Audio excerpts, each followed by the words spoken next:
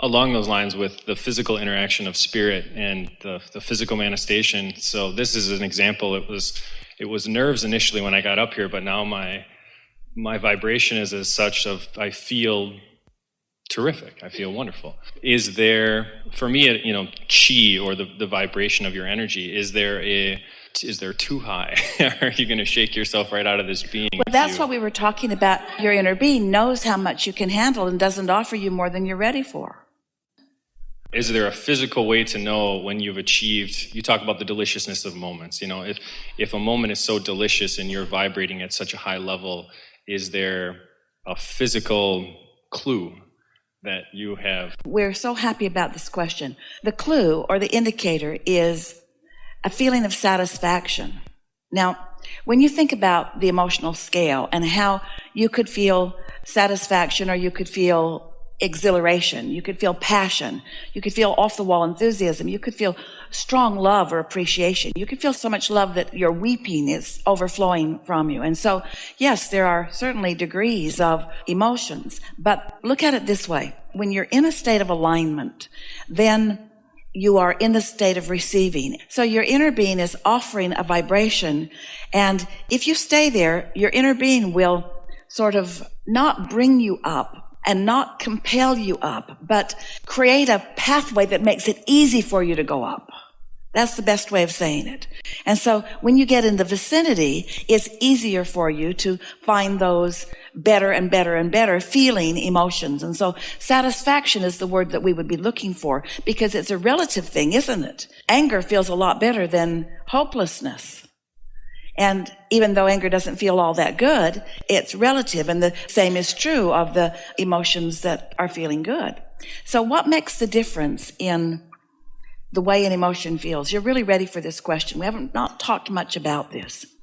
So you can tune yourself to the frequency of your inner being, and that always feels satisfying. And then you can let yourself receive what your inner being knows about the subject that you're focused upon, and that feels way more than satisfying. That feels like ecstasy. And once you begin hanging around in those higher frequencies more often, so that you've got a give and take going with your inner being, where you're asking and your inner being is answering, there becomes a synergy or a momentum. It's like it all begins to pick up speed, and that's what feels the very best to you.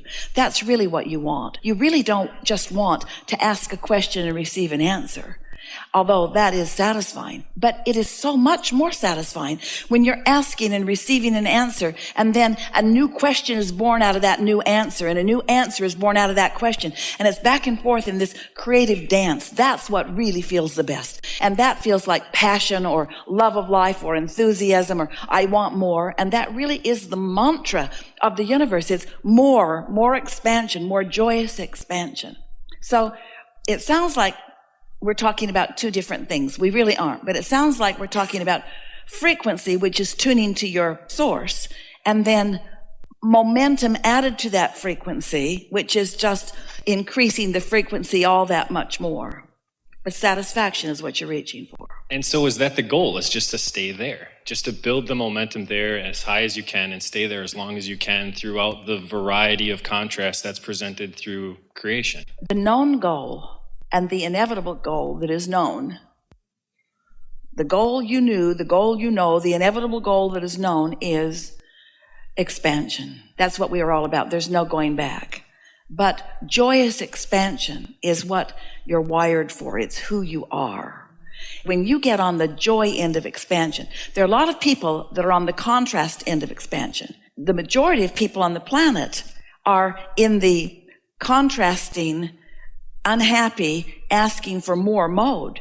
And they really are responsible for the expansion of all that is. But those who know that they're doing that and now are deliberately tuning to the expansion that's been asked for, you can have growth without expansion. You can have growth and expansion without really being joyful as it's happening. But to be joyful and engaged in your own expansion, it just does not get any better than that.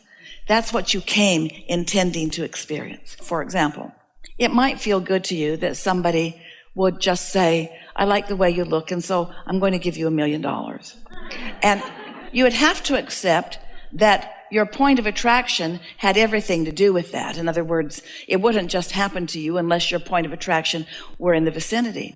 But even with that kind of attraction, it would be ever so much more satisfying if you were consciously aware of what you'd been asking for and you had been incrementally aligning yourself with it, so that you'd been witnessing the logical unfolding of this, so that this $1 million is just flowing again and again and again and again and again and again, because you've got your hands in the clay in a more deliberate way. That was the distinction that we were making, that a lot of times you can be in alignment just by stumbling into it. That's what step 3 is. You can be in the receiving mode and not even know what the receiving mode is. You could hear a song, or someone could be loving you, or you could be looking at something where the condition just evoked it from you. So there are lots of step 3 moments of being in the receiving mode that you just sort of blunder into. But when you reach the place where you're doing that on purpose, when you are deliberately tuning yourself to the frequency of your inner being, and you've shown yourself that within a relatively short time you can get there anytime you choose, that's when life becomes delicious in the way you intended when you came. I agree. Yeah. Something more? I guess a couple different things. So when you have your vortex out there, and I've been practicing your teachings for a very long time, and so when you have your vortex out there and you're trying to be on the high-flying disc and increase the rate that your manifestations are coming to you, why is it that negative manifestations will still appear when you're trying to only focus on positive outcomes? Because of the momentum that you've already got going. In other words, it's like the train that's rolling down the track at 100 miles an hour. It's not going to suddenly stop. And just because you've got another train moving in the other direction on other subjects, it doesn't mean that that train is going to come to an immediate stop. In other words, thoughts are powerful. Thoughts have momentum. It takes a little while for you to slow them down. Okay. So makes perfect ask sense. that question again. So as your vortex is being created and as you're moving in the direction of that vortex, why is it that negative manifestations will appear even though you focus on Because you're not positive consistently moving toward the vortex. Because your thoughts move about a bit. Because the way you feel is always about what you're focused upon. In every moment, every single time, no exceptions, your emotions are about the mix of your thought and your inner being's thought. But we can say that better. Your emotions are in every moment about law of attraction's response to your thought and law of attraction's response to your inner being's thought. Let's say that you've been worried about something and your inner being isn't. You're focused upon something going wrong. Your inner being is focused upon it going right. So you feel discouraged or worried, let's say. So then, let's say you meditate. And as you meditate, you quiet your mind, and so that vibration of resistance subsides. So now there's only one point of attraction while you're meditating. And what is it? It's the point of attraction of your inner being, who knows who you are and what you want and is focused only there. So now, how does that feel? That feels like satisfaction. That feels like well-being. See how it goes? Negative emotion is always about introducing resistance into what would be a positive thought otherwise. It's like the cork will float unless you hold it under the water, and you will be in positive emotion unless you're focused upon something that doesn't allow it. It really is that simple. So now, as those negative creations appear, I find myself focusing on them to handle them. And so what you're saying is just let go of the cork and they'll go away. this is the case that we were making earlier today about how humans, dear hearts that you are, how you want to look at stuff. The manifestation is so meaningful to you. And we would like the manifestation to be less meaningful and the joyful journey to be more meaningful. We want you to care more about your emotion than about what you're looking at, because what you're looking at is very temporary. The manifestation that you're looking at that's got you all twisted into a knot is a temporary thing unless you keep looking at it and reproducing it. So if you can trust that lack of attention to it will cause it to dissipate into nothing, and attention to it will keep it alive and keep it growing. But the thing is, you can't just not think about something, and you can't meditate all day every day either. We're not encouraging that. So if you can just accept that rather than trying to make the unwanted go away, try to find something wanted and give some attention to that. And the more you do that, the more unwanted will go away, and the more wanted will become more prevalent in your experience. You know that from your own experiences, don't you? Absolutely. Have you ever sat down with some others and somebody complained about something and you gave your attention to it and then activated in your memory with something like it, so you piped in with your experience like that, and before you know it, everybody there is having these experiences until you've got a real complaining session going on with everybody and nobody feels good. Or it could go the other way too. The whole point of this gathering, the whole point of our responding to your asking, the whole thing that we and what we know can enhance you and what you want. This is the bottom line of it. If you are reaching for alignment with your inner being, then you are becoming whole, you're fulfilling your reason for being, you're in vibrational alignment with everything you want, you're in the vortex, you have pure positive energy flowing through you, you're vital and alive. In other words, there's just no downside to that. If you are seeking companionship or camaraderie or understanding with or a relationship with your inner being, if you let your inner being be your dominant quest for relationship, then you get so much benefit from that.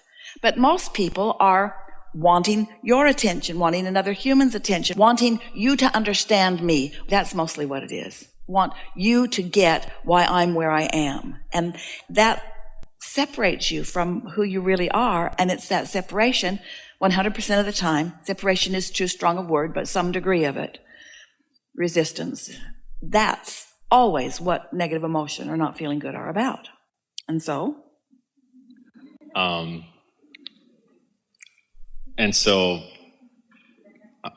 not sure. Well, we were having a good run here. Sure. And the reason that we were saying things like ask your question again is because you are doing such a good job of, you are pointed with a question. And because of your expectation of this relationship, you were receiving the answer or the refinement of the answer almost immediately, which puts you in a different vibrational place to ask the question again. And every time you ask the question from this increasing vibrational place, it caused the answer to develop in new and satisfying ways. That's what co-creation at its best is, and that's what your life experience is doing for you too. You have an experience, you know what you don't want, you know what you do want, you launch your rocket of desire. And at first, the rocket is foreign to you because this is the habit of thought. This is the belief or the pattern of vibration. But as you keep focusing on what you want, and you meditate, and you care about what you want, and you are able to accomplish more attention to what you want and less attention to the absence of it, then you shift. And when you shift, there's a tipping point where now you're in a place where you now begin to receive impulses and inspiration, and now the manifestation fleshes out in your experience, and now you're living in a very short period of time something you were asking for before, but now you're living it. But now you've got what you asked for, but now you're standing in a whole different place, in a different set of contrasting experiences, which are launching more rockets, which at first are foreign, but then you line up with them, and then there you are again with a different set of contrasting experiences, and so on and on and on it goes. Just this never-ending, joyous expansion. Not, oh, I'm so tired of this. Don't I ever get it done? No, you don't ever get it done. It's time to give in to that. And so, to kind of go back to the last question, so if I can just maintain the high-flying disc, the contrast will continue to come because my mind will not be focused enough that negative experiences won't come my way. And so I just need to kind of embrace the deliciousness of the moment, even in contrast. Well said. And that's what step 5 is. Step 5 is recognizing that there's contrast, but not being upset about it. Right. Understanding the value of the contrast. Because when you understand the value of contrast, then you don't leave your inner being who always understands the value of contrast. So then contrast doesn't feel like negative emotion. It doesn't feel like defeat. It feels like opportunity. Right. It doesn't feel like confusion. It feels like clarity. It doesn't feel like something's gone wrong. It feels like everything's going right. Right. Yes. Yes. I guess the last thing that I have for you is just thank you. You've been an amazing influence on my life. We're all in this together, aren't we?